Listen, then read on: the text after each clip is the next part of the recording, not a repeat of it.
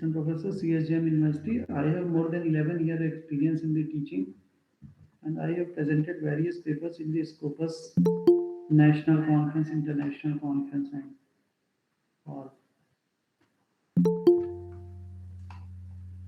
What you people want? You want general discussion on how to publish a paper, you want data entry in SPSS, or you want the scaling like nominal, ordinal, interval ratio. What do you want? Whatever you want, I can give you the brief about this. Anyone, what do you want?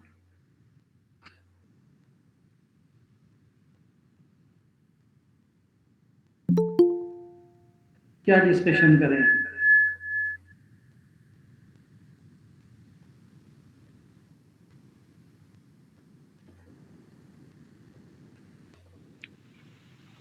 Sir research paper writing.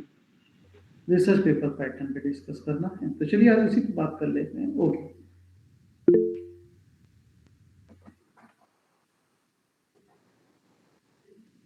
My first question कि what is research process? Just a minute, just a minute.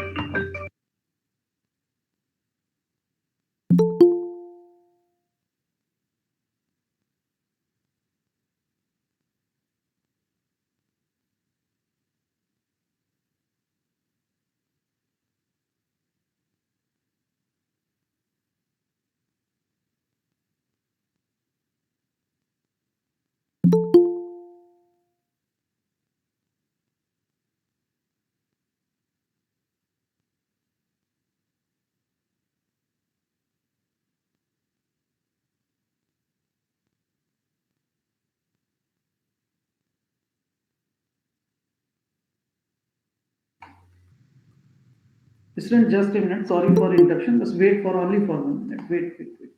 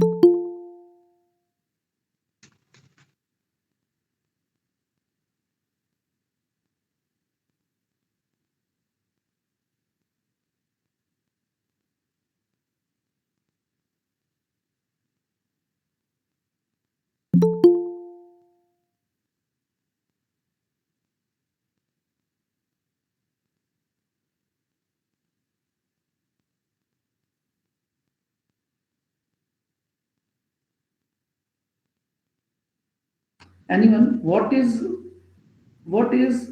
research process? Anyone, what is research process? जितना ज्यादा discuss करेंगे PhD में उतना ज्यादा आपकी clarity होगी। What is research process?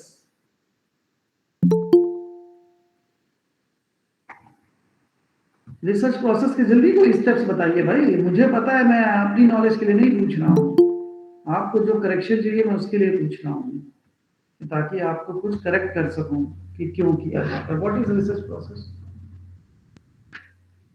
Anyone, what is research process? First, we need to identify a research topic. Okay okay, उसके बाद में हम लोग जो है ऑब्जेक्टिव सेट करेंगे। ऑब्जेक्टिव सेट करने के बाद में एक रिसर्च डिजाइन बनाएंगे। लिटरेचर का पहले लिटरेचर का रिव्यू करेंगे। नहीं, पहला स्टेप क्या है आपका? Identification of research Identification of research problem, after then literature review. Or how do you identify the research problem? Sir, with the help of the gap analysis. gap, research gap. And how By do you literature gap review. analysis कैसे करेंगे? Sir literature review के through. तो first step क्या निकल गया है? By reading various data about the topic. Sir सबसे पहले लिटरेचर। फर्स्ट स्टेप क्या निकल गया है? सर रिव्यू ऑफ लिटरेचर से ही स्टार्ट हो जाएगा। Very good. First step is the review of literature. आप अगर सोचते हैं कि सीआर कोठारी हमने पढ़ लिया तो वो सही है, वो सब गलत है। सीआर कोठारी बहुत बेसिक बुक है। सबसे पहले आप एरिया ऑफ स्टडी अपना देखिए कि आपको किस एरिया में करना है, वेदर आप ये मार्केटिंग है, फाइनेंस, एचआर, इकोनॉमिक्स, कॉमर्स, किस स्ट्रीम के हैं। ये डिसाइड करने के बाद आपको उसमें और नैरो डाउन करते हुए आप किस एरिया पे रिसर्च करना चाहते हैं। सब्जेक्ट आपने आइडेंटिफाई कर लिया, मार्केटिंग, फाइनेंस, इकोनॉमिक्स। देन आपको रिव्यू ऑफ लिटरेचर करना पड़ेगा कि इन्फ्लेशन के ऊपर करना है, जीडीपी के ऊपर, इकोनॉमिक इंडिकेटर्स के ऊपर, कि what are the impact of economic indicators on the stock market of India. Suppose ये रिसर्च करना है, सबसे पहले क्या करेंगे? Review of literature. The first step is the review of literature. And किसी ने सही कहा कि why we do review of literature? To correctly define our research problem and to identify the gap. सबसे पहले किसी भी थीसिस को आप करेंगे, कहीं भी पीएचडी करेंगे, तो एग्जामिनर सबसे पहले गैप को देखता है कि आपने गैप क्या लिखा है, आपने गैप क्या आइडेंटिफाई किया है, आपने गैप कैसे निकाला है। भाई अगर आपने वही चीज रिपीट कर दिया जो पहले के लोग कर चुके हैं तो उसका तो कोई फायदा नहीं हुआ। एन नंबर ऑफ रिसर्च हो चुकी है, एन नंबर ऑफ रिसर्च हो चुकी है। तो सबसे पहले आपको गैप आइडेंटिफाई करना है। गैप आइडेंटिफाई करने के लिए आपको रिसर्च पेपर पढ़ने पड़ेंगे। एक थीसिस लिखने के लिए कम से कम कितने रिसर्च पेपर पढ़ने चाहिए? Anyone? At least 50 sir. Sameer Gupta ji. Anyone? इसका कोई वैसा लिमिट नहीं है सर, लेकिन फिर भी आप जितना ज्यादा पढ़ेंगे उतना बेहतर होगा। लेकिन कम से कम 30 से 50 के आसपास तो रिसर्च पेपर पढ़ना ही चाहिए, तब जाके कुछ क्लियर होगा। Very good. तो इन जनरल 50 तो बहुत कम, इन जनरल करीब अबाउट 70 पेपर्स आपको लगभग पढ़ने चाहिए। हम लोग एमएनआईटी इलाहाबाद से पीएचडी किया हुआ, सबसे पहले करने की जाना, पहले 100 रिसर्च पेपर पढ़ के आना, फिर बताना कि क्या पढ़ने हैं। एक दो रिसर्च पेपर में तो समझ में नहीं आएगा कि हो क्या रहा है, कॉन्सेप्ट ही नहीं क्लियर होगा, वो पढ़ने में ही आपको समझ में नहीं आएगा कि ये कह क्या रहा है आपके एरिया के बारे में। जब आप जितना ज्यादा पढ़ेंगे उतना ज्यादा आपको समझ में आएगा, जितना ज्यादा पढ़ेंगे उतना ज्यादा क्लैरिटी होगी। प्लस रिसर्च पेपर के लिए आप एक ही सोर्स के ऊपर नहीं रह सकते कि आपने केवल गूगल स्कॉलर में किया, अपना टॉपिक डाला, 10 रिसर्च पेपर आ गए, आपने उसको कर लिया। वो तो लीस्ट इफेक्टिव रिसर्च पेपर है, आपको हर को करना पड़ेगा। पता है एमरल्ड में जाइए, वहां कितने पेपर पब्लिश हुए हैं, एप्सको में देखिए, एल्सवेयर में देखिए, टेलर एंड फ्रांसिस में देखिए, साइंस डायरेक्ट में देखिए, इन सब एरिया में, इन सब पब्लिशिंग हाउस में जाके देखिए कि आपके उस टॉपिक से रिलेटेड कितने पेपर पब्लिश हो चुके हैं। तो इसके लिए आपको लाइब्रेरी विजिट करनी पड़ेगी।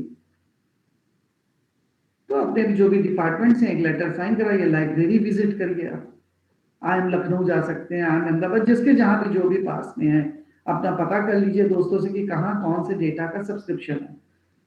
तो IIM लखनऊ में जाएंगे तो वहां पे आपको मैक्सिमम सब मिल जाएंगे।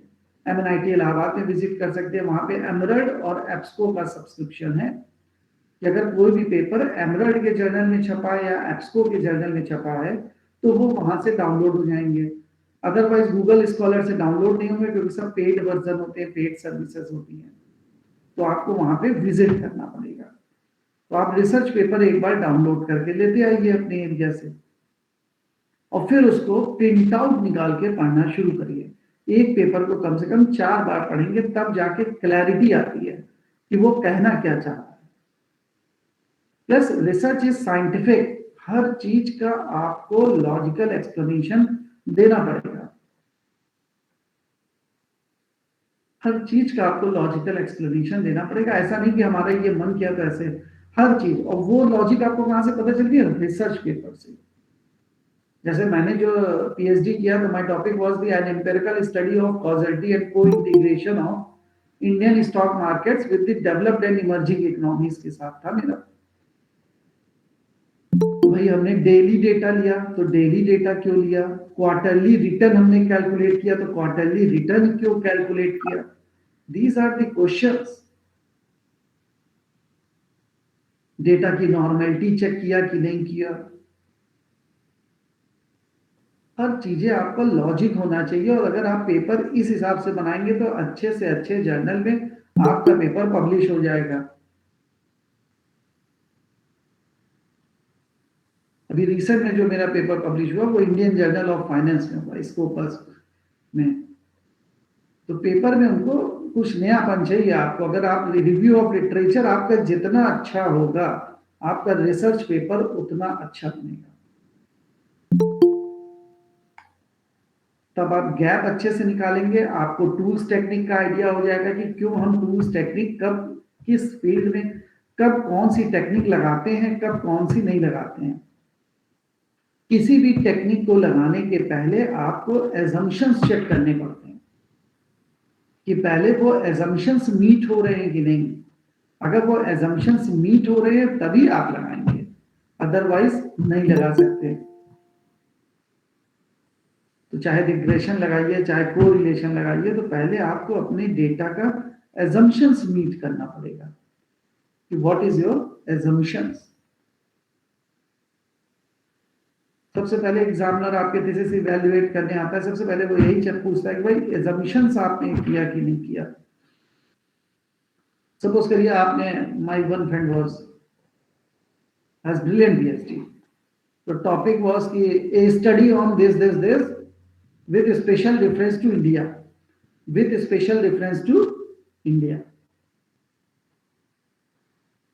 This is topic, ये study on this financial satisfaction with special reference to India. लेकिन उसने क्या किया? उसने यूपी की 4 सिटीज ले लिया, इलाहाबाद, लखनऊ, कानपुर, गोरखपुर। इलाहाबाद, लखनऊ, कानपुर, गोरखपुर। और आपने अपने थीसिस का टॉपिक क्या रखा? A study on consumer behaviour, और कुछ भी study on consumer behaviour with special reference to India. तो आप ये बताइए, आप यूपी की 4 सिटीज ले रहे हैं, तो आप इंडिया के नाम कैसे डाल सकते हैं थीसिस में? क्या आपने प्रॉपर बाइफर्केशन किया?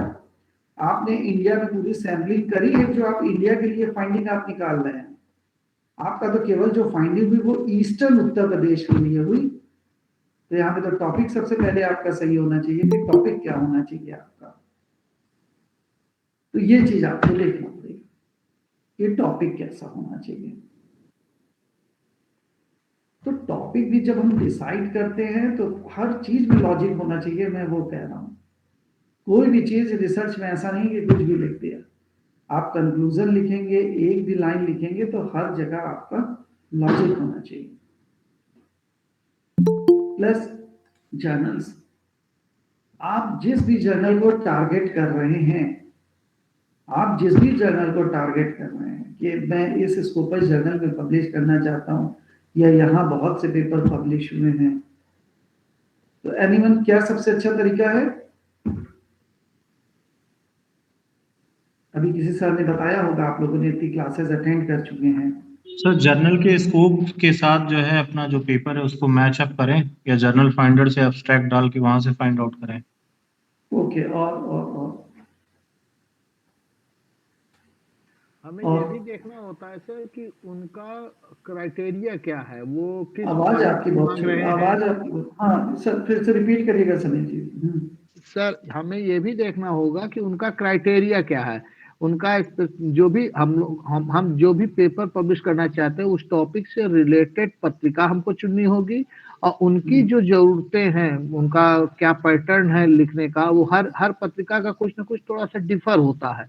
तो उस चीज को भी ध्यान देना होगी, वो किस क्राइटेरिया को लेके चलते हैं, उस क्राइटेरिया को आपको ध्यान रखना पड़ेगा। ठीक है, ठीक ठीक ठीक, गुड गुड गुड।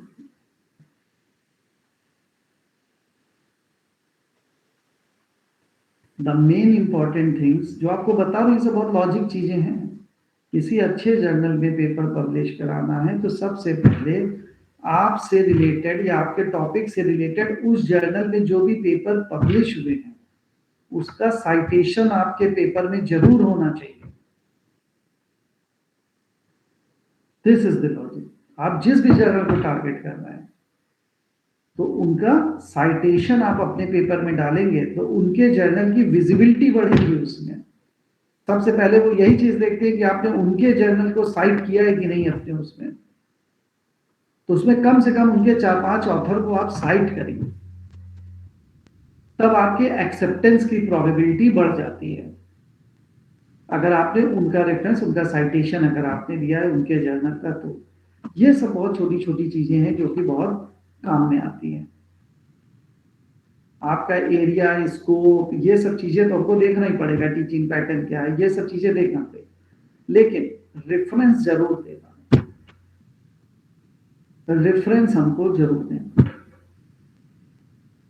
आप लोग रेफरेंस किससे बनाते हैं? सपोज करिए अगर एपीए स्टाइल में हमको लिखना है तो रेफरेंस आप लोग कैसे बनाते हैं एनिमल? सर मैनुअल तरीका भी है, या तो फिर मेंडले के थ्रू कर लें। अच्छा, या तो मैनुअल या मेंडले, और कोई तरीका? सर एक या जो तो फिर गूगल स्कॉलर पे जाके सर पेपर सर्च कर लें, और जहाँ पे साइट पे क्लिक करेंगे तो ऑप्शंस आ जाता है एपीए या एचए, उस तरीके से कॉपी कर लें। गूगल स्कॉलर वाला मत कॉपी पेस्ट किया करिए भाई। एक सर जोट्रा करके आता है, उसमें हाँ। आप साइट कर दीजिए तो फिर जहाँ जिस पेपर में होता है तो उसको अपने आप ले लेता है। हाँ ठीक है। प्लस दूसरा जो बनाइएगा, जब कभी भी अपने थीसिस में लिखिए या कहीं पे भी अगर आप रेफरेंस लिख रहे हैं ना, तो एमएस ऑफिस में बनाइएगा। एमएस ऑफिस के थ्रू भी आपका रेफरेंस बनता है, बनाने की स्टाइल होती है, मैं एक दिन बता दूंगा कैसे बनता है। तो एमएस ऑफिस के थ्रू आप बनाइए, तो उसमें जो नीट एंड क्लैरिटी जो उसमें आती है आपके रेफरेंसिंग में, वो काफी अच्छी आती है। एमएस ऑफिस के थ्रू आप बनाइए अपना रेफरेंसिंग। मेरी पीएचडी में कम से कम 120 रेफरेंस होंगे, मैंने पूरे एक एक रेफरेंस एमएस ऑफिस से बनाए।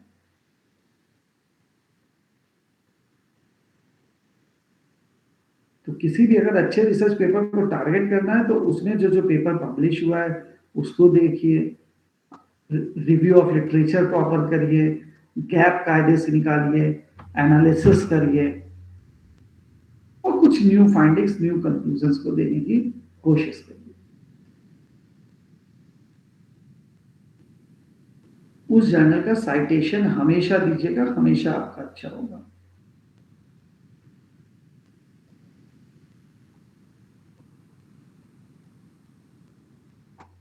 एसपीएसएस में डेटा एंट्री आती है आप लोगों को? एनीवन?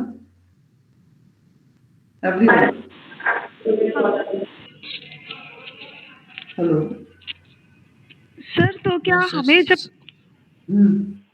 सर ने अभी केवल इंट्रो टाइप का दिया था एसपीएसएस के बारे में, अभी हम लोग ने उस पर कोई काम नहीं किया है। अच्छा अच्छा, ठीक है, ठीक ठीक, मैं करवा दूंगा। और कोई कुछ कह रहा था? शिखा तिवारी कह रही थी। हाँ सर, मैं ये जानना चाह रही थी कि हमारा जो अभी जो करंट में स्कूपर्स का कॉन्सेप्ट ये सब आया है सर, तो मतलब हमें रिसर्च पेपर जो राइटिंग है वो बाद में करनी है, पहले हमें कॉन्सेप्ट अपने मॉडल्स और इन सब पे लेआउट पहले डिसाइड करना है, एंड देन जर्नल्स, जिस जर्नल में हमें डालना है उसके पेपर का रेफरेंस साइटेशन यूज करके ही हमें आगे मैटर को लिखना पड़ेगा, और ये सारी चीजें लेके जानी पड़ेंगी। ये सर सेकेंडरी चीजें, पहले हमें जर्नल सेलेक्ट करना पड़ेगा।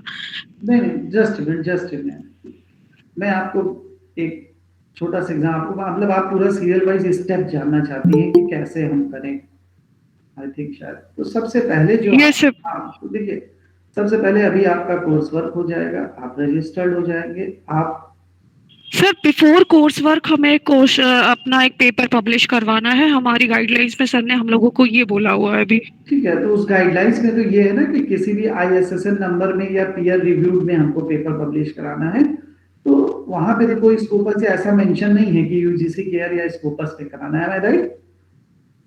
यस ये किसी भी पीयर रिव्यूड या ISSN की अप्रूव्ड जर्नल्स में करवा सकते हैं। वो देख लीजिएगा गाइडलाइंस, लेकिन जहां तक मुझे अभी पता है कि आप किसी भी जर्नल में करा सकते हैं। तो देखिए, ऐसे किसी पीयर रिव्यू या उसमें कराने में उतनी मेहनत नहीं लगती। मैंने आपको जो स्टेप्स बताया, जो प्रोसेस बताया, वो सब स्कोपस जर्नल में, स्कोपस के लिए या ABDC लिस्टेड, मैं जो प्रोसेस बता रहा हूँ आपको हायर के लिए बता रहा हूँ कि आगे चल के जब पब्लिश करेंगे। अभी के लिए तो आपका आराम से हो जाएगा, कोई भी एक जनरल टॉपिक उठा लीजिएगा और उस पर लिख लेंगे तो अभी हो जाएगा। तो इट मीन सर कोई भी हमारा जर्नल है जो ऑलरेडी रजिस्टर्ड है, उसमें हम पीयर रिव्यूड जर्नल में अपना पेपर पब्लिश करा सकते हैं ना सर, अभी इनिशियल स्टेज पे सर? हाँ, इनिशियल स्टेज पे, yes yes yes, initial stage पे। Okay sir. हाँ, लेटर ऑन सर आगे का भी सर प्रोसेस अगर आप बता देंगे तो शायद हमें अच्छा मतलब ठीक रहेगा सर। तो आप अगर हमें कुछ इंसाइट्स इसके रिगार्डिंग देना चाहते हैं तो सर प्लीज दे दीजिए हमें। ओके, तो देखिए आगे के लिए क्या करना है ना, आगे जब आप करेंगे तो सबसे पहले आपके जो भी सुपरवाइजर अलॉट होंगे, आप उसमें देख लीजिए कि किस एरिया पे आपको काम करना है, किस टॉपिक से रिलेटेड आपको काम करना है। योर स्ट्रीम आपका शिखा, आपका स्ट्रीम क्या है? कॉमर्स, मार्केटिंग, फाइनेंस, इकोनॉमिक्स, किस में है? सर मार्केटिंग मैनेजमेंट में है सर, मार्केटिंग के लिए सर डिसाइड।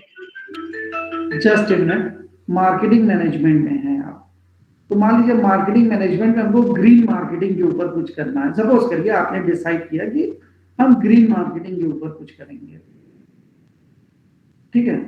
आप सीधे से आप IIM लखनऊ विजिट करिए। केवल एक ही जगह अगर विजिट कर लेंगे तो आपका काम हो जाएगा। वहां लाइब्रेरियन से मिलेंगे, एक एप्लीकेशन लेके उनके सीधे, मैंने विजिट किया इसलिए मैं बता रहा हूँ। ओके सर, ओके आप सीधे वहां जाएंगे, वो आपको लाइब्रेरी वाला सिस्टम ओपन करके दे देगा। I want to ask one question कि जो मतलब पेपर बेटा एकता केशरी, जी पहले जी शिखा से बात हो रही तो शिखा का क्वेश्चन पहले कंप्लीट कर लें, नेक्स्ट आपके पास आते हैं। तो आप जब IIM लखनऊ विजिट करेंगे तो वहां पे आपको लाइब्रेरियन दे देगा। फिर वहां पे आप अपना टॉपिक डालिए ग्रीन मार्केटिंग, तो उससे रिलेटेड जितने भी उनके पास पब्लिशर्स का सब्सक्रिप्शन है, जैसे एमरल्ड हो गया, स्कोपस हो गया, टेलर फ्रांसिस हो गया, साइंस डायरेक्ट, उससे रिलेटेड जितने भी पेपर वहां पब्लिश हुए वो सब आपको विंडो में दिखने लगेंगे। आप उसको डाउनलोड कर लीजिए अपना PDF फाइल में लाके, तो बस आप उसका प्रिंट आउट निकालिए या सॉफ्ट कॉपी में पढ़िए, वो आपकी मर्जी। आप उसको जब पढ़ेंगे तो उसमें टेबल वाइज उसमें बनाना पड़ता है। जस्ट ए मिनट में आपको दिखाता हूँ कि कैसे बनाया जाता है, जस्ट ए मिनट। LR की रिपोर्ट हम लोगों को सर ने बताई हुई है सर, प्रशांत सर ने LR कैसे बनानी है एक्सेल पे।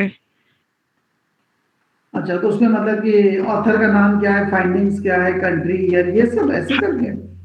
यस सर, ऐसे सर ने हम लोग को सिखाया हुआ है प्रशांत सर ने। ठीक है, तो वो चीज ठीक है, अगर प्रशांत सर ने बताया तो वो चीज आप ऐसे बना लीजिए और एकदम 70-80 पेपर का आप उसको ब्रीफ एक समरी टाइप का बना लीजिए, तो आपका एक रिव्यू पेपर भी तैयार हो जाएगा उसके साथ साथ।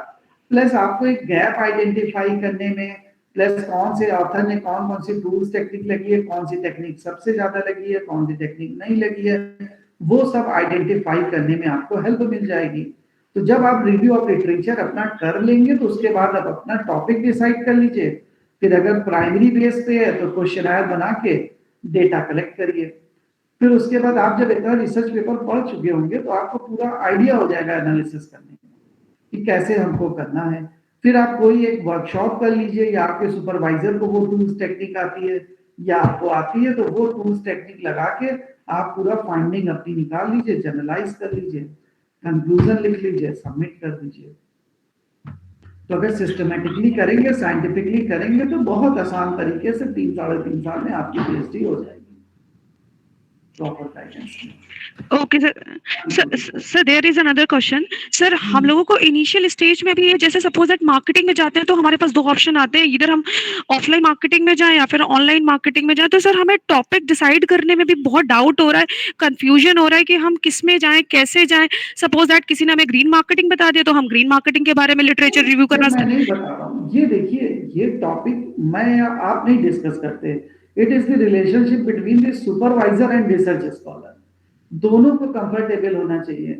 जब आपको जो भी सुपरवाइजर अलॉट होंगे वो कंफर्टेबल होने चाहिए कि आपको उस एरिया में करा सके, आप कंफर्टेबल होना चाहिए वो जो टॉपिक आपको सजेस्ट करें। तो इट डिपेंड्स, ये मैं नहीं कह रहा हूँ कि आप इस एरिया पे करिए, तो जस्ट मैंने एक एग्जाम्पल आपको दिया है। नहीं सर, मैं बस आपसे अपने व्यू शेयर कर रही हूँ कि हम सबको यही सिमिलर प्रॉब्लम्स आ रही हैं। नहीं, तो इसमें ये कि जब आपका अलॉटमेंट होता है, जब रजिस्ट्रेशन हो जाएगा तो आप अपने सुपरवाइजर के साथ बैठिए, अब वो जो इस एरिया पे कंफर्टेबल होंगे वो आपको बताएंगे, अगर आप भी कंफर्टेबल होंगे तो ठीक है, okay sir. Now okay sir, thank you so much sir. Okay Ekta Kesari. जी सर, मैं एक क्वेश्चन कहना चाह रही थी कि ये जो पेपर्स पब्लिश हमने तो ऑलरेडी सर करवा लिए हैं। Very nice. जी सर, मेरे पेपर ऑलरेडी पब्लिश हो चुके हैं, यूजीसी के अप्रूव्ड जर्नल में, आईयूएसआर में भी हुए हैं, और एक हमारी एक ये जो यूजीसी जर्नल का होता है आईजीआरएआर, इसमें भी हुए हैं। Sir I want to ask this question कि जो हमारे एग्जामिनेशन होंगे इससे पहले हमें वहाँ पेपर प्रेजेंटेशन करनी होंगी या उसके बाद? बेटा ये मुझे नहीं आइडिया बेटा, ये जो भी है, क्योंकि सर ये एग्जाम तो बहुत डिस्कम्फर्ट कर रहा है, ये डेट तो सही से बता ही नहीं रहे हैं अभी। इसका मुझे बिल्कुल आइडिया नहीं है, ये आप सर से पूछ लीजिएगा, इसका मुझे बिल्कुल आइडिया नहीं कि आपका कब होगा, कैसे होगा, इसके मुझे ना तो कोई गाइडलाइंस है, ना मुझे अभी कुछ पता है। Okay sir, no issue. Okay, thank you sir.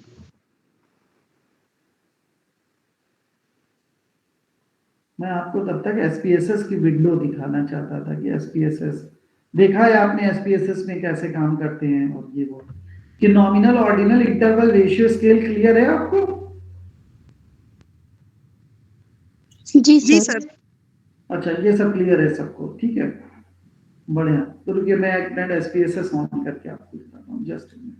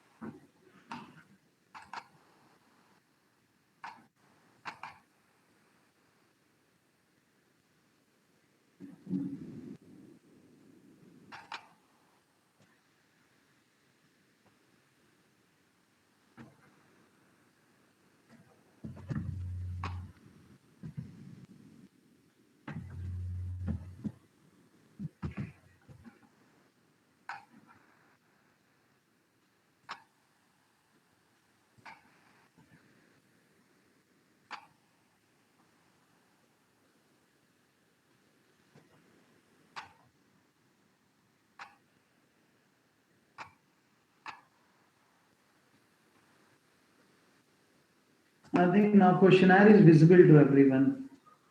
Yes, sir.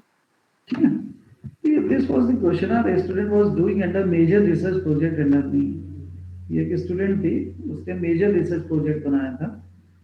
तो देखिए कैसे, देखिए कितना सिस्टमेटिक, कितना अच्छा बना है। मैं इसलिए दिखा रहा हूँ ताकि आगे आप लोग भी ऐसे बनाइएगा। तो उसका ऐसे टॉपिक डिसाइड हुआ, questionnaire on quality of work life. Quality of work life हमने बैंकिंग सेक्टर पे एम्प्लॉइज के ऊपर चेक किया था कि उनका क्वालिटी ऑफ वर्क लाइफ कैसा है। तो section 1 deals with the personal details. Please tick in the appropriate box as applicable to you. name of the bank in which you are working, nature of the bank, whether it is a public sector or private sector, age in the years, gender, marital status, type of the family, designation, length of service with this bank, education qualification, monthly income, ये सब एक तरह से demographic characteristics के बारे में हमने जानकारी लिया उनसे, personal detail. Next, section 2, please tick in the appropriate box to represent your opinion where 1 is equal to strongly disagree, 2 is equal to disagree, 3 neutral, 4 agree, 5 strongly agree। कई बार क्या होता है कि जब आप लोग क्वेश्चनर भराएंगे ना, अगर ऑनेस्ट रिसर्च करना है तो मैं केवल, क्योंकि मैंने भी बहुत बार कार्ड किया तो इसलिए मैं आपको बता रहा हूँ कि आप जब भी ये भरवाते हैं ना कि ये 1 2 3 4 5 ये लाइकेड स्केल, ये सबको पता है ना, ये सब Yes, स्केलिंग sir. तो पढ़े Yes, होंगे, strongly Yes, sir. Disagree agree. तो जब भी आपका 10 क्वेश्चन हो जाए या 15 क्वेश्चन हो जाए, क्यों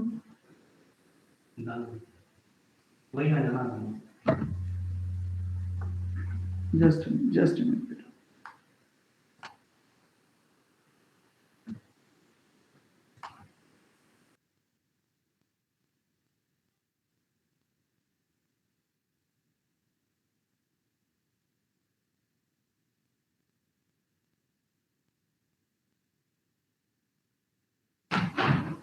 ठीक है, तो जब भी अगर हमको ये देखना है, आप देखिए क्या, बहुत जनरल बातें करता हूं, क्या होता है अगर आप किसी को भी क्वेश्चनर देते हैं, लोग क्या करते हैं, बिना देखे टिक मारते हैं। Do you agree with me? Yes, sir. किसी के पास क्वेश्चनर ले जाएंगे, मेरे एक दोस्त ने रिसर्च किया, उसने ट्रेनों में पैसेंजर सेटिस्फेक्शन के ऊपर उसने रिसर्च किया, पैसेंजर सेटिस्फेक्शन के ऊपर अपने उसने पीएचडी किया। तो जब वो स्टेशन में लोग खाली बैठे हैं, ट्रेन का वेट कर रहे हैं, वो क्वेश्चनर भरवा रहा है, तो लोग कह रहे हैं हमारे पास टाइम नहीं है, हम नहीं भरेंगे।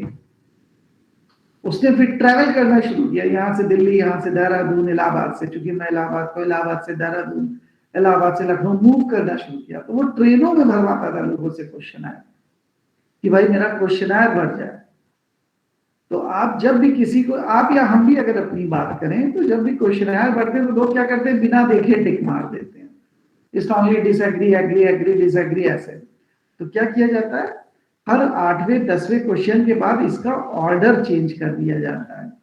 जो 1 2 3 4 5 लिखे हैं, इसका ऑर्डर चेंज कर दीजिए। 1 मीन्स स्ट्रांगली एग्री कर दीजिए, 2 मीन्स एग्री कर दीजिए। तो वो पता चल जाता है कि उसने बिना देखे भरा है कि उसने मेहनत से भरा है। तो ये चीजें आपको पता चल जाएंगी। तो ये सब टेक्निक्स होती हैं, धीरे धीरे जब आप पीएचडी करेंगे तो आपको ये सब टेक्निक्स पता लगेगी कि कैसे हम एक ऑनेस्ट रिस्पॉन्स अपने रिस्पोंडेंट से फिल करा सकते हैं। तो देखिए 5 पॉइंट में हमने भरवाया, the organization values my contribution to its wellbeing, my bank provides adequate number of benefits and allowances. क्योंकि क्वालिटी ऑफ वर्क लाइफ की बात कर रहे हैं तो उसमें देखना है। My bank easily gives time off during working hours if required to take care of personal family matters. My organization has an efficient employee grievance handling mechanism. I have an effective network of support and supervision. I can easily communicate with my supervisor. My supervisor provides me with constructive feedback. My supervisor does an equitable distribution of the workload. इस तरह से देखिए ये सब कैसे हमने किया, ये सब जो स्टेटमेंट हमने निकाला ऐसा अपने आप थोड़ी नहीं लिख दिया हमने। ये सब स्टेटमेंट हमारा आया रिव्यू ऑफ लिटरेचर से। जब आप क्वेश्चनर बनाएंगे, जब आप स्टडी करेंगे प्रीवियस रिव्यू लिटरेचर में, तो वहां से आपको बहुत आइडिया लगता है कि हमको कैसे क्वेश्चनर बनाना है। क्लियर? तो ये हमको आइडिया लगता है कि कैसे क्वेश्चनर हमको बनाना है। तो ये उन्होंने ऐसे पूरा क्वेश्चनर डिजाइन हो गया। प्लस चूंकि उनके फादर बैंक में थे तो इसलिए बैंक में उनका भरना काफी ज्यादा आसान था। तो ये सब चीजें भी पैरामीटर आदमी को सोच लेना चाहिए कि कल को जो हमारा रेस्पोंडेंट होगा उससे हम कैसे भरवा सकते हैं।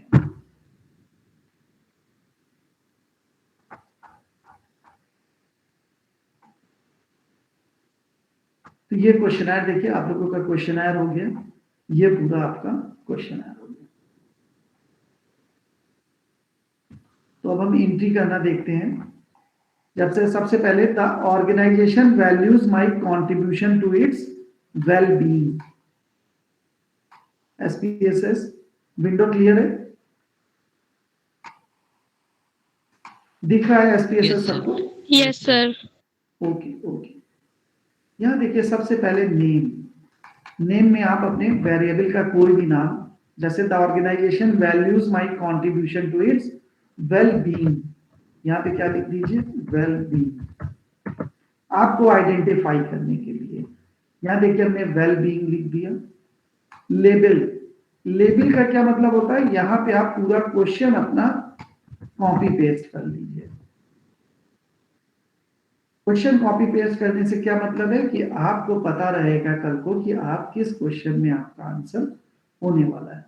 तो वेल बीइंग का पहला question, the organization values my contribution to its well being. फिर क्या जाएंगे? वैल्यूज पे। यहाँ पे क्या था? स्ट्रांगली डिसएग्री को कितना दिया था? 1। तो वैल्यू कितना दिया है? 1। किसको दिया है? स्ट्रांगली डिसएग्री, ऐड कर दीजिए।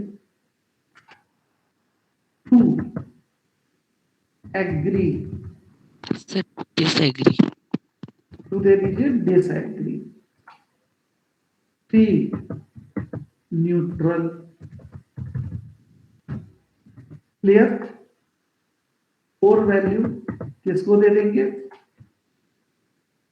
एग्री। एंड 5 वैल्यू किसको दिया हमने?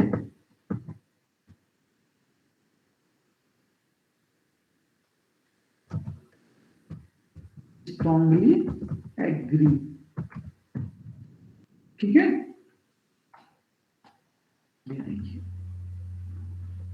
ये वेरिएबल व्यू होता है। आपने जितने भी क्वेश्चन पूछे हैं, एक एक क्वेश्चन की एंट्री पहले हमको वेरिएबल व्यू में करनी होगी।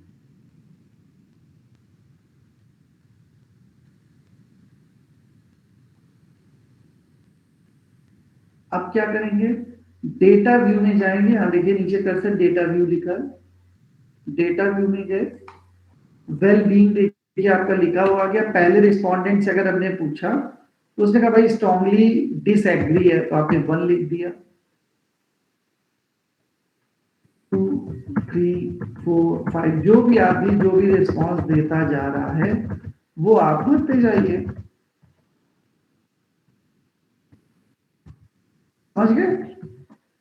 तो ये आपकी पहले क्वेश्चन की एंट्री हुई जिसमें 25 रिस्पोंडेंट से हमने भरवाया।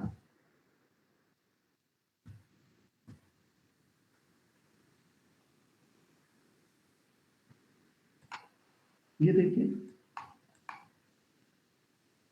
एवरीवन, देखिए मतलब किसी पहले ने स्ट्रांगली डिसएग्री बोला, फिर डिसएग्री, फिर न्यूट्रल, फिर एग्री, फिर स्ट्रांगली एग्री। देखिए I have filled every details. सबसे पहले तो क्वेश्चनर भरा के उसकी एंट्री करनी पड़ेगी।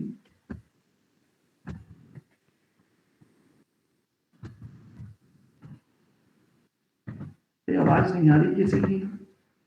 यस यस सर, सब माइक खोल देंगे तो नहीं,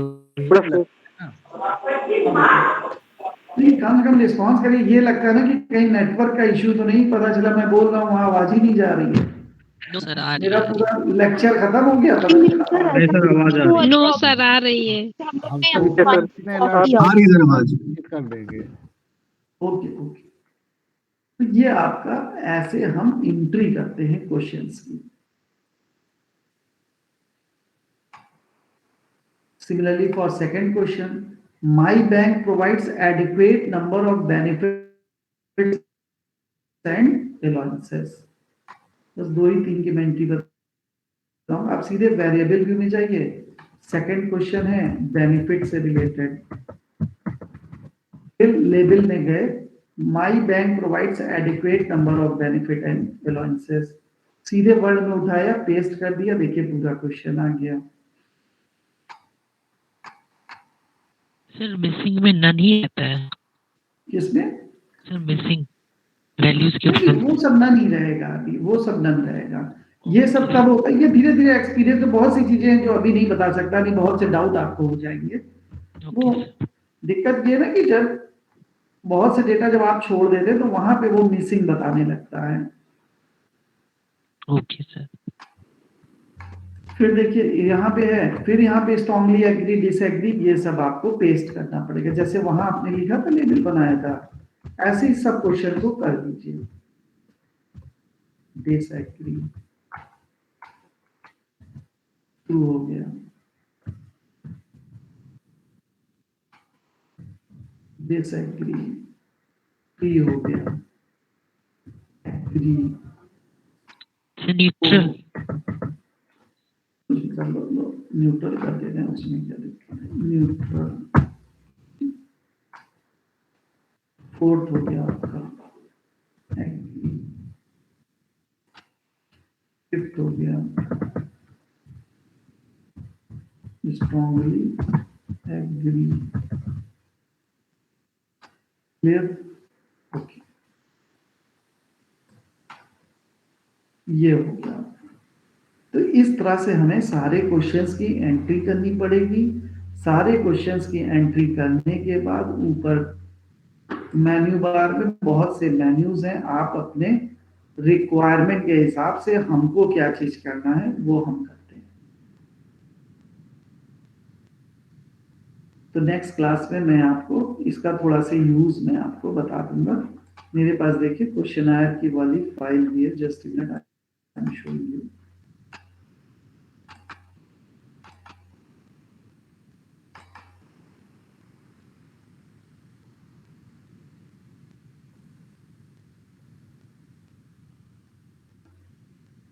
ये देखिए, देख रहे हैं? Yes sir. Yes sir.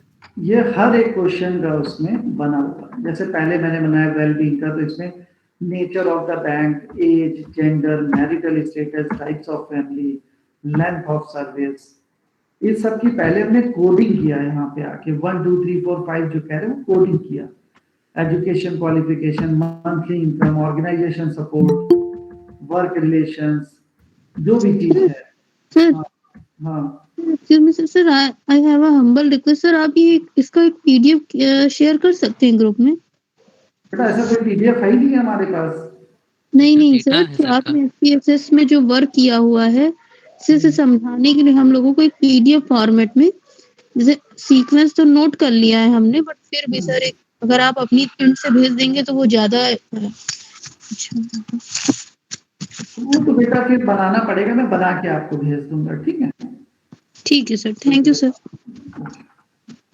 Then data view, देखिए डेटा व्यू में गए तो देखिए इतने रिस्पॉन्सेस हैं। आप मेहनत देखिए पहले। ये एक एमबीए लेवल के प्रोजेक्ट की बात बता रहे हैं, नॉट फॉर पीएचडी। ये एमबीए के स्टूडेंट की बात बता रहे हैं जो मेहनत से काम करते हैं। ये एमबीए लेवल का वर्क है। 150 तो पीएचडी में सोचिए,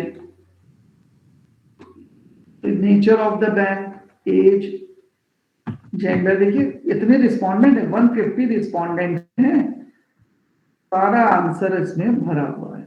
तो ये चीज आपको करना पड़ेगा, ये सब चीजें आपको करनी पड़ेगी। अगर आपका प्राइमरी डेटा के बेस ऊपर रिसर्च है तो आपको ये सब सीखना पड़ेगा। उसकी क्वेश्चनर डिजाइनिंग से लेके क्वेश्चनर का पूरा इंटरप्रिटेशन, कैसे एनालिसिस करेंगे, हर चीजें, प्लस जो भी आप क्वेश्चनर बनाएंगे उसकी एनालिसिस पहले से ध्यान में रहनी चाहिए कि मुझे ये टूल्स टेक्निक लगाने हैं तो क्वेश्चनर उस हिसाब से डिजाइन होगा। ये सब चीजें बहुत बारीकियां हैं पीएचडी में। ऐसा नहीं है कि क्वेश्चनर बनाने के बाद, फिल कराने के बाद आप डिसाइड करेंगे कि मुझे अब क्या करना है। ये वही करता है जिसको कुछ नहीं पता है। हमेशा हर चीजें क्लियर कट होनी चाहिए। क्वेश्चनर में ये क्वेश्चन क्यों पूछ रहे हैं? क्योंकि हमको एनालिसिस करनी है, हमको फैक्टर एनालिसिस करनी है, इसलिए हमने 5 पॉइंट रेटिंग स्केल पे क्वेश्चन पूछा है। It depends. तो आपको एनालिसिस पहले पता होनी चाहिए कि हमको अपनी एनालिसिस क्या लगानी है, तो वो सब आपको रिव्यू ऑफ लिटरेचर से आपको आइडिया लग जाएगा कि हमको कौन सी एनालिसिस लगानी है। तो जो भी एनालिसिस आपको लगानी है उस हिसाब से आप देखेंगे। जरूरी नहीं है कि आप SPSS पे ही काम करें, हो सकता है R पे काम करें, हो सकता है eViews पे काम करें। eViews फाइनेंस के लिए बहुत अच्छा सॉफ्टवेयर है, उस पे SPSS पे नहीं होता। अगर सेकेंडरी डेटाबेस पे अगर आपकी एनालिसिस है तो eViews सॉफ्टवेयर होता है, उस सॉफ्टवेयर पे आपको काम करना पड़ेगा। तो ये सब चीजें हमको देखना पड़ेगा। तो एनालिसिस हर चीजें मतलब पूरा क्लियर कट स्टेप हमारे पास होने चाहिए, तभी हम कर पाएंगे। तो इसमें जो भी एनालिसिस है, इसमें एक ब्रीफ हम आपको दे देंगे कि कैसे एनालिसिस हुई है इसकी। बाकी तो धीरे धीरे आप लोग खुद ही चैंपियन हो जाएंगे करते करते। जस्ट मिनट, मैं जरा अटेंडेंस की फोटो खींच लेता हूँ। Just minute.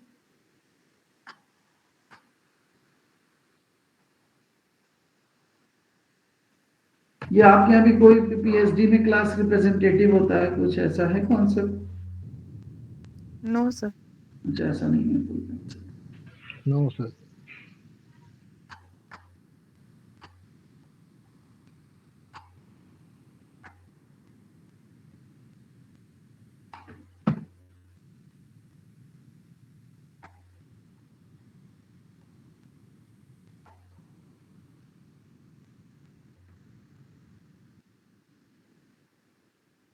किसी को अगर तब तक कोई डाउट है, कोई पूछ सकता है अपने डाउट्स।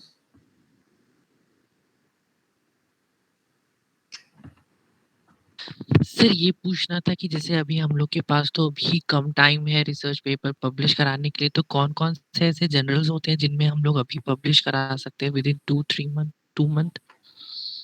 बहुत से हैं यार, देखोगे तो बहुत से पता चल जाएंगे अपने क्या।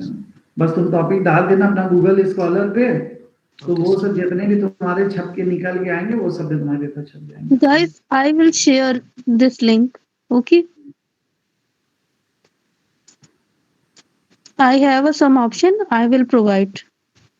एकता से ले लेना, तो एकता बता दो, यहीं पे बता दो, सबको पता चल Actually, जाएगा। जो मराठी जर्नल से, सॉरी सर, आज मेरे यहाँ भी एक कैजुअलिटी हो गई। मेरी नानी जी की डेथ हो गई है आज मॉर्निंग में 6 o'clock पे।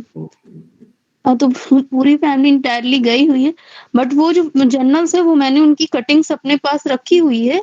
देन मैं वो फोटो खींच के सेंड कर दूंगी सर। अभी सर मैं अपने घर से क्लास नहीं दे रही। अच्छा, okay okay, no issues. I will share. Okay ma'am. तो ले लीजिएगा।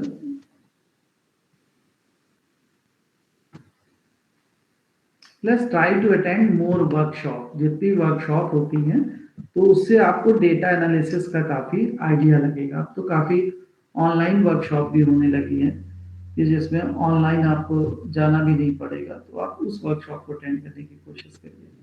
जितना ज्यादा वर्कशॉप अटेंड करेंगे उतनी ज्यादा आपकी नॉलेज लेवल इंक्रीज होगा। PhD में वर्कशॉप आपको प्लस एरिया अगर मार्केटिंग है तो मार्केटिंग से रिलेटेड करिए, फाइनेंस की वर्कशॉप करने से कोई मतलब है नहीं। फाइनेंस के तो फाइनेंस से रिलेटेड वर्कशॉप करिए, वेरियस टूल्स टेक्निक से रिलेटेड, तो उससे आपको काफी आइडिया लग जाएगा। क्योंकि ये पूरा कंबाइंड ग्रुप है, मैं स्पेशलाइज्ड हूँ फाइनेंस का। अगर मैं फाइनेंस से रिलेटेड अगर कोई भी चीज आपको एनालिसिस सिखाता हूँ तो वो बाकियों के लिए मायने नहीं रखेगा।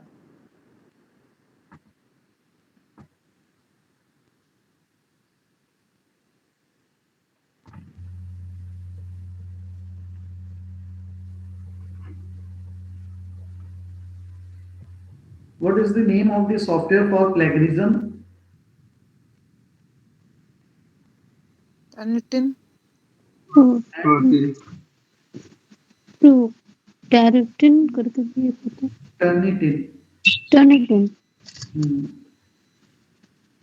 Turnitin एंड ऑर्कुंड, आप ये दो का नाम बहुत ज्यादा सुनेंगे। What is the difference between Turnitin and Orkund? Can anyone tell me? What is the difference? Sir जो टेरिटिन होता है, ये जो वर्ल्ड प्रेस होता है हमारा, ये इसमें भी अगर किसी ने डेटा कॉपी किया हुआ है तो वहां से भी मिस्टेक निकाल देता है, बट जो ऑर्कुंड होता है वो पूरा होल लेता है, जितना पेपर में आपका डॉक्यूमेंट है वो पूरे उससे समरी के अकॉर्डिंग निकालता है। Anyone? ये नहीं है सही बात बेटा। Anyone?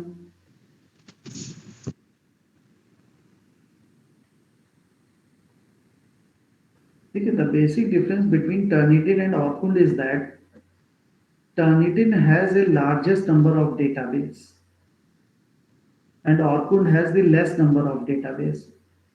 आप कोई रिसर्च पेपर लिखिए, आप अगर किसी बढ़िया जर्नल का कॉपी पेस्ट करके अगर लिखेंगे, ऑर्कुंड कहेगा कि प्लेगरिज्म हाई नहीं 10% है, ऑर्कुंड कहेगा 10% है, और वही टर्निटिन में जाएंगे ना तो कहेगा 80% प्लेगरिज्म है। This is the basic difference. Turnitin का सब्सक्रिप्शन चार्ज बहुत महंगा है, आपको बहुत कम जगह मिलेगा टर्निटिन, ऑर्कुंड आपको मैक्सिमम जगह मिलेगा। ऑर्कुंड के पास डेटाबेस बहुत कम है, तो इसीलिए जब आप कोई भी चीज लिखते हैं तो उसमें प्लेगरिज्म आता नहीं है, तो आपको लगता है कि अरे यार मेरा पेपर बहुत बढ़िया है यार, इसमें प्लेगरिज्म नहीं है। ऑर्कुंड ने चेक करके भेजा अपने जर्नल में और वहां से आया कि भाई इतने % प्लेगरिज्म है। तो अगर आपका पेपर टर्निटिन में 10% प्लेगरिज्म बता रहा, 15%, 20%, तो ऑर्कुंड में वो 0% बताएगा। तो ये चीज थोड़ा सा देखिएगा कि अपने पेपर को टर्निटिन में अब स्टूडेंट वाइज भी सब्सक्रिप्शन होने लगा है, देख लीजिएगा, वो मिल जाएगा आप लोगों को कि एक साल में मिनिमम 100 पेपर आप जैसे उस पर प्लेगरिज्म चेक कर सकते हैं, तो उसकी अपनी अलग सब्सक्रिप्शन फीस है। तो कभी भी 2-4 स्कॉलर मिलके आपस में सब्सक्राइब कर लिया और कर लिया कि 25 तुम करना, 25 हम। आप एक ही बार अपना कोई रिसर्च पेपर लिखने के बाद अगर प्लेगरिज्म चेक कर लेंगे तो आपको मोटा मोटा आइडिया लग जाएगा, तो आपको आइडिया लग जाएगा कि अब हमें कैसे रिमूव करना है।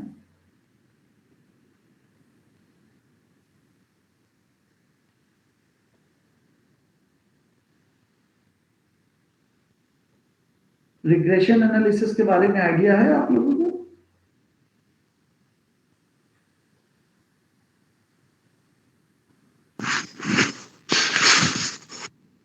क्यों बेटा, रिग्रेशन के बारे में आइडिया है? No sir. ये सब अभी नहीं जान रहे हैं। No sir. तो जो अभी ये रिग्रेशन सब होता है बुक्स वो में पढ़ा है। अपोजिट रिलेशन बताता है, जहाँ पर एक वैल्यू दूसरे वैल्यू से दूर भाग रही होती है, दूरी बताता है कि दोनों वैल्यू में कितनी रिग्रेट हो रही वैल्यू, कितनी एक दूसरे से दूर है। डिटेल में मैं बताऊंगा बेटा। Regression analysis gives the relationship between the dependent variable and independent variable. ठीक है, डिपेंडेंट और इंडिपेंडेंट वेरिएबल के बीच में रिलेशनशिप बताता है। अच्छा, what is the difference between dependent and independent variable? Can anyone give me the exact definition of the dependent and independent variable? Sir Covid की बात कर सकते हैं, जैसे कोविड का अगर हम इम्पैक्ट देखें तो बिजनेस डेफिनेशन अभी पूछ रहे हैं। तो सर तो डिपेंडेंट वेरिएबल सर कोविड एक dependent variable. Sir dependent variable वो होता है जो इम्पैक्ट होता है, और इंडिपेंडेंट वो वेरिएबल होता है जो अपना इम्पैक्ट डालता है। अगर क्लियर कट डेफिनेशन की बात करें तो the variable which we can manipulate is known as independent variable. The variable which we can manipulate is known as independent variable. ऐसा वेरिएबल जिसको हम मैनिपुलेट कर सकते हैं तो वो आपका इंडिपेंडेंट वेरिएबल होता है। Okay sir.